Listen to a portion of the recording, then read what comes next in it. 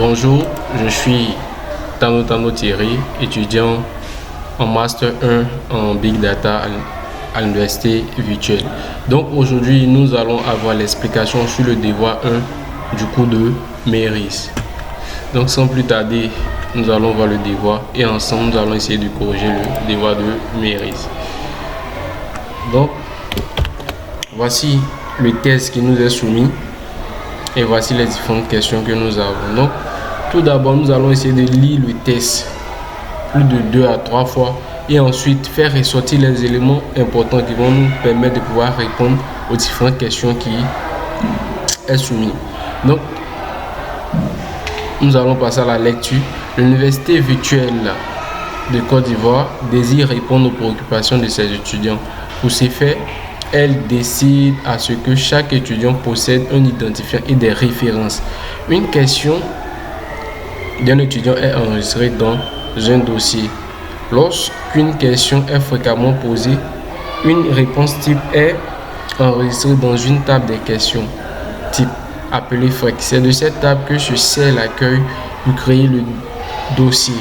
Enregistrer la question, enregistrer la réponse, retourner au client.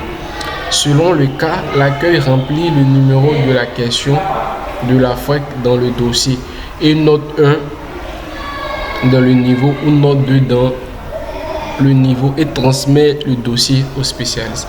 Donc on va refaire une deuxième lecture et faire sortir les éléments clés de ce test. Ici, le système que l'université virtuelle désire mettre en place, c'est de faire un système de test que lorsqu'un étudiant vient poser une question, il ait une réponse. Mais pour cela, comment cela va se dérouler? Donc d'abord, on nous dit, pour répondre aux préoccupations des étudiants, il faut que d'abord la personne en question soit un étudiant. Donc du coup, il faut d'abord un étudiant. Ensuite, l'étudiant en question doit avoir des identifiants et des références. Donc, ce qui caractérise l'étudiant, c'est quoi? Un identifiant et des références. Donc l'identifiant peut être ici comme le matricule, voilà les références, le nom, le prénom, le lieu, tout ça. Voilà, donc ici on doit noter ça. Donc ici on va venir dans Word. Je vais mettre étudiant, deux points. On a, non, je vais enlever Sangha. Étudiant égale à identifiant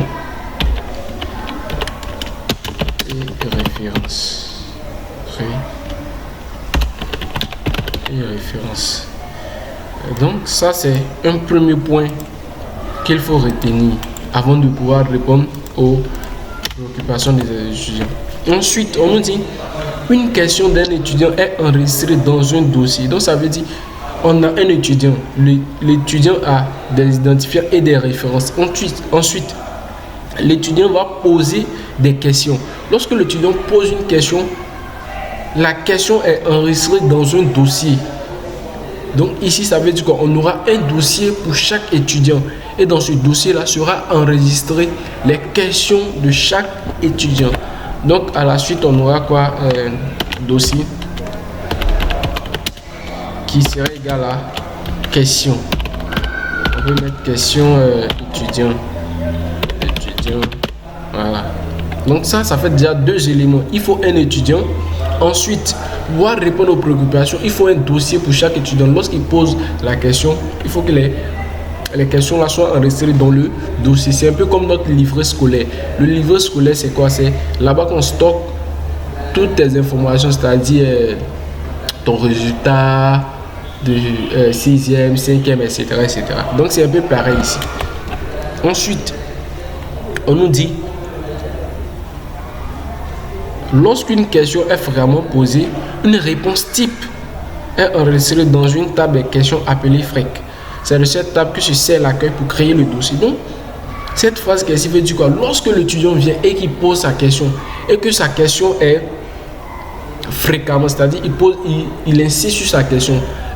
Monsieur, nous avons un souci d'incompréhension sur le cours de Méris. Il vient poser une question, deux questions, trois questions, quatre questions, jusqu'à plusieurs fois, c'est là qu'il aura une réponse venant de l'université virtuelle. Donc il faut que la question soit fréquemment posée avant d'avoir une réponse.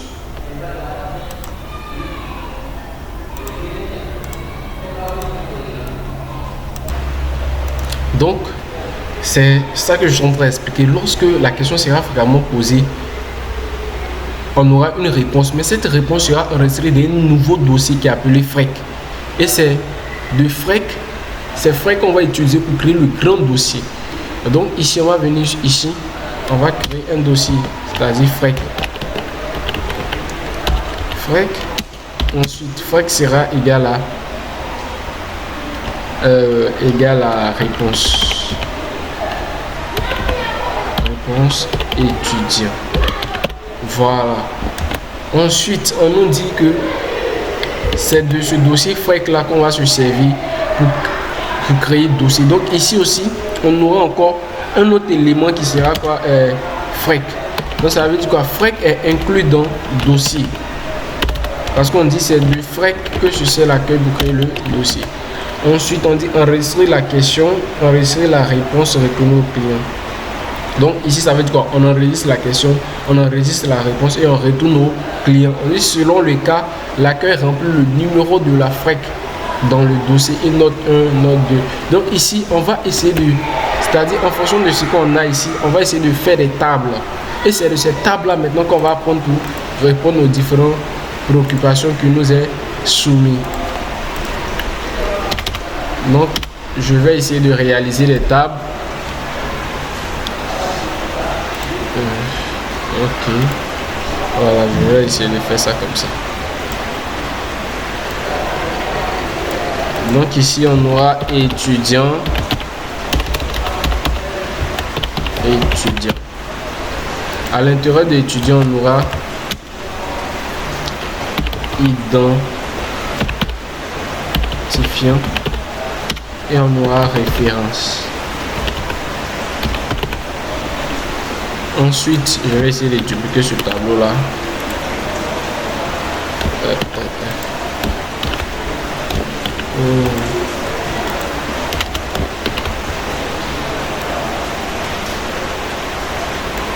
Donc ici on aura dossier. Ça c'est le deuxième tableau. Dossier.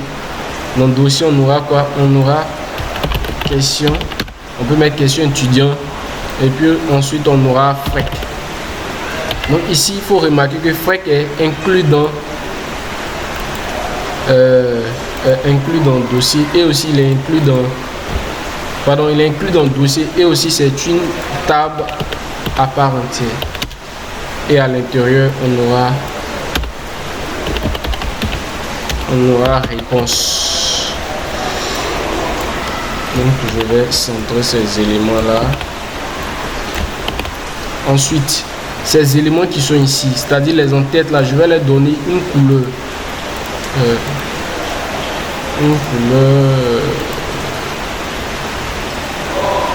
Une couleur bleue. Parce qu'on aura besoin de ça pour pouvoir expliquer la suite. Une couleur bleue. Donc cet élément là, je vais essayer de le voir si je peux le placer à côté. C'est pas bon. Il va rester en dessous ici. Ok, donc voici que nous avons créé les trois tables qui sont là. Donc maintenant, on peut répondre aux différentes questions qui sont dans le sujet qui est là. Je vais essayer de donner l'explication de deux éléments clés. Qu'est-ce que c'est qu'une information composée et qu'est-ce que c'est qu'une information élémentaire? Une information composée est une information dont, avec cette information, on peut déduire d'autres informations. Je prends l'exemple d'un matricule. Avec le matricule, on peut avoir le nom de la personne, le prénom, l'âge de la personne, la date de naissance et le lieu de naissance. C'est-à-dire, il y a plein d'informations qui sont cachées dans le matricule. Je peux prendre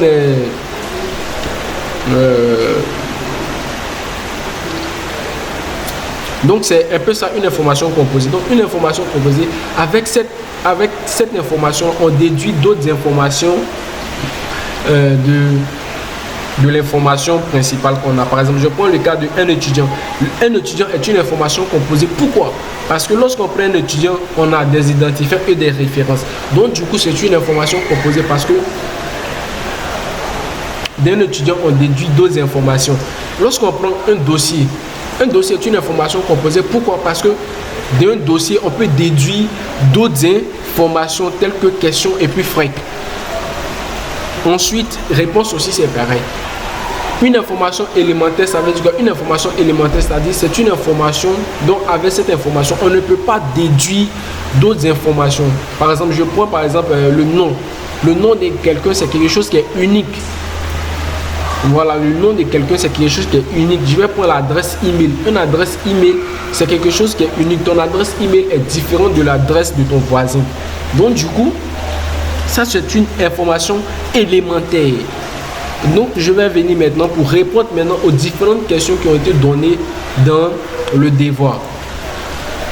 La première question dit, après avoir lu le texte, choisissez la ou la bonne réponse. Ici, on nous dit, université virtuelle est une information composée, virtuelle est une information composée. Ici, la bonne réponse est étudiant est une information composée.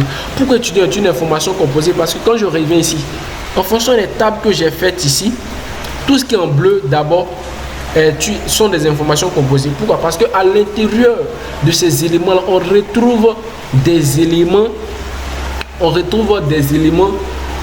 de étudiants. C'est-à-dire, lorsqu'on va prendre un étudiant, il doit avoir des références et des identifiants. Donc, du coup, ça devient quoi? Une information composée. Parce qu'à l'intérieur de lui, on retrouve des éléments ou des propriétés. Voilà, on retrouve des propriétés à l'intérieur de cette table-là. Donc, c'est une information composée. La deuxième question, on nous dit que identifiant est une information élémentaire. Oui, identifiant est une information élémentaire. Pourquoi? Parce que ici, identifiant est unique. Ton identifiant est différent de moi, mon identifiant. Je vais prendre le matricule MRES que le ministère nous donne. Tu te remarques bien, à part toi, ton matricule, personne d'autre n'a un matricule semblable à toi, ton matricule. Donc, du coup, ce matricule-là est unique. Donc, du coup, on déduit que ça devient quelque chose qui est unique. On déduit automatiquement, on met risque que ça devient une information élémentaire. Ensuite, je passe à la question 3. Ici, on nous dit FREC est une information élémentaire et composée. Et oui, c'est vrai. Pourquoi? Je vais essayer de répondre. Ici, FREC est une information élémentaire et composée. Pourquoi? Je vais répondre d'abord, FREC est une information composée et ensuite FREC. Pourquoi FREC est une information élémentaire? FREC est une information composée parce qu'à l'intérieur de FREC, on retrouve une propriété qui est quoi? Qui est réponse. Donc, du coup, il devient une information composée. FREC est une information élémentaire aussi. Pourquoi? Parce qu'on remarque qu'étant dans la table dossier, étant dans cette table dossier, FREC a un élément, c'est-à-dire à cet élément-là qui est...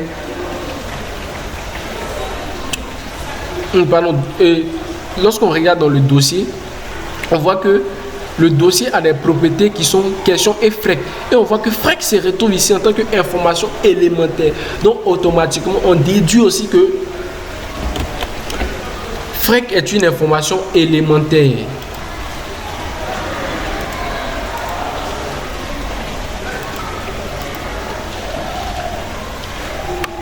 Donc, je vais passer à la question suivante.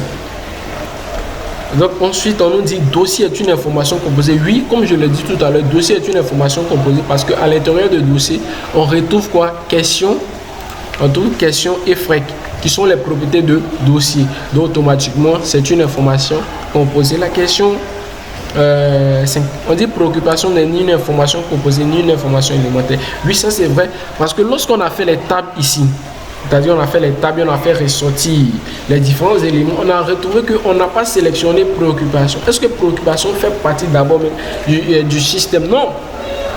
Préoccupation, c'est rien. On vient, normalement quand tu viens, tu vas dire oui, j'ai une préoccupation, etc. Donc préoccupation n'est rien. Ce n'est même pas un élément capital pour notre explication qui est ici. Donc du coup, on déduit automatiquement que ce n'est ni une information composée, ni une information élémentaire. On va passer à la question 6. On dit enregistrer est un élément du système opérant. D'abord, je vais essayer de regarder le cours, la définition d'un système opérant. Donc, je vais taper opérant.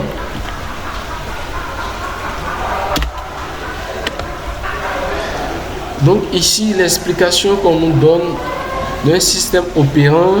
On dit un système opérant englobe toute fonction, ressources liées à l'activité propre de l'entreprise. Il est aussi qualifié de système technologique ou physique ou de production. Il se trouve à la base de toute organisation car c'est lui qui effectue les opérations de transformation permettant d'atteindre les finalités retenues. C'est le niveau de la production des opérations de chaque service, chaque unité, etc. Facturer les clients, régler les salariés, gérer les stocks sont les éléments du système opérant. Donc, lorsqu'on parle des éléments du système opérant, c'est les éléments clés qui vont faire tourner le système au fait. C'est-à-dire quoi, sans cet élément-là, on ne peut pas aboutir à quelque chose. Donc, c'est un élément clé qui va nous permettre de faire tourner notre moteur, ou du moins va nous permettre de faire tourner, du moins faire fonctionner notre élément. Peu qu'on dit en récit, remarquez bien, lorsqu'un étudiant va venir et qui va poser sa préoccupation, si cette préoccupation-là, ou du moins si sa question n'est pas enregistrée, il ne peut pas avoir de réponse. C'est pas sûr de me faire comprendre, il ne peut pas avoir de réponse. Donc du coup, il faut d'abord qu'on enregistre la question à quelque part. Et puis après, maintenant, on peut prendre la question, analyser, puis lui donner une réponse. Donc du coup, ici, enregistrer est un élément du système opérant. Il y a plusieurs éléments du système opérant dans le test, mais ici, enregistrer est un élément phare du système opérant. Donc vous pouvez lire aussi la partie du cours où on parle du système opérant pour vous allez mieux comprendre. Ensuite, on dit question est une information élémentaire. Oui, comme je l'ai dit ici, question est une information élémentaire parce que ma question que je vais poser à l'université virtuelle est différente de toi, ta question. Chacun a son mail. Donc, chacun pose des questions. Je prends un exemple, chacun a son tuteur. Donc, la question que tu poses à ton tuteur X, ce n'est pas la même question que moi je pose à mon tuteur Y. Donc, ici, on remarque quoi? Question devient quoi? Une information élémentaire parce que la question ne peut pas déduire d'autres informations. Et quand on remarque ici, question est une propriété de dossier. Donc, automatiquement, tous ces éléments qui sont là deviennent des informations élémentaires. Ensuite, on nous dit réponse est une information élémentaire. C'est pareil aussi. Réponse est une information élémentaire parce que réponse est une propriété de Frege. Donc, automatiquement, c'est une information élémentaire. L'avant-dernière question, on dit excusez, on dit Frege et dossier ne sont pas Frege et dossier ne constituent pas de système informatisé. Frege et dossier constituent un système informatisé. Donc ici il y a un problème. À ce niveau là il y a, disons, un problème parce que on ne peut pas dire que Frege et dossier sont un système informatisé et Frege et dossier ne sont pas un système informatisé. Donc du coup là c'est un problème. Ici normalement avec l'explication du cours, lorsqu'on voit système informatisé, normalement lorsqu'on parle de système informatisé, je vais prendre un exemple. Voilà, on a ce système qui est là, ça c'est un système informatisé de surveillance d'urgence. Donc ce système qui est là, ça veut dire quoi? Il se déclenche du moins lorsqu'il y a une urgence. Je vais prendre le cas des hôpitaux. Lorsqu'on voit qu'il y a la fumée, on voit qu'il y a une alarme qui commence à sonner. Voilà, l'incendie là déclenche une alarme qui alerte le personnel pour dire qu'il y a du danger dans l'hôpital. Donc du coup, c'est un système qu'on fait qui est là. Lorsqu'il y a un problème, automatiquement c'est déclenché sans que personne ne vienne toucher cet élément là. C'est dans ce cas on parle de système informatisé. Or ici, dans notre cas, est-ce que c'est un système qui répond automatiquement? Non. Lorsque tu envoies ta préoccupation, l'université virtuelle prend en compte et c'est après que la question soit fréquemment posée que tu as une réponse. Donc c'est pas comme par exemple les personnes qui créent des pages sur Messenger. Lorsque tu envoies un message, automatiquement le robot là te répond rapidement. Non, c'est pas ça. Donc du coup, Frege et dossier ne constituent pas au fait un système informatisé, si on veut dire. Normalement, la bonne réponse est la réponse C. Donc, voilà, c'est la réponse C. Ne conçut pas un système informatisé. Donc, c'est l'explication qui est là. Ensuite, la question 10, on dit frais client et dossier ne conçut pas un système. Et puis après, on dit voilà. Donc, ici, il y a une nuance. Voilà. La question n'est pas précise. Cette question n'est pas précise. Donc, on ne peut pas savoir la réponse juste qu'il faut donner. Voilà, on ne peut pas dire en même temps que c'est un système, en même temps, c'est pas un système. Ici, je vais expliquer pourquoi on dit c'est le système. Parce que ici, c'est un système que l'université virtuelle met en place. C'est-à-dire, ils ont fait leur système, un étudiant il pose sa question, on regarde. Lorsque la question est fréquemment posée, on lui donne une réponse. C'est bon? Donc ça, c'est un système. Voilà, mais il faut que cette question-là soit précise. Donc ici, je ne peux pas trop donner d'explications. Si cette question était plus précise, on pourrait mieux expliquer cela. Donc, mais si c'était la première explication du premier devoir, il y aura d'autres explications sur les autres devoirs. Voilà, donc je vais prendre le temps de faire pas à pas. Et puis, pour toutes les personnes qui ont des préoccupations ou suggestions, vous pouvez laisser ça en commentaire ou aussi je vais laisser mon mail auquel vous pouvez m'écrire, laisser des questions aussi sur le devoir 1 ou au moins laisser aussi mon numéro pour ceux qui peuvent m'appeler ou bien m'écrire sur WhatsApp. Voilà, je vais laisser ça dans le commentaire. Merci aussi de vous abonner à ma chaîne et de partager cette vidéo afin que cette vidéo puisse aider un étudiant de licence 1 de l'université virtuelle à mieux comprendre le cours de mairie. Donc on se retrouve dans un prochain tutoriel. Merci.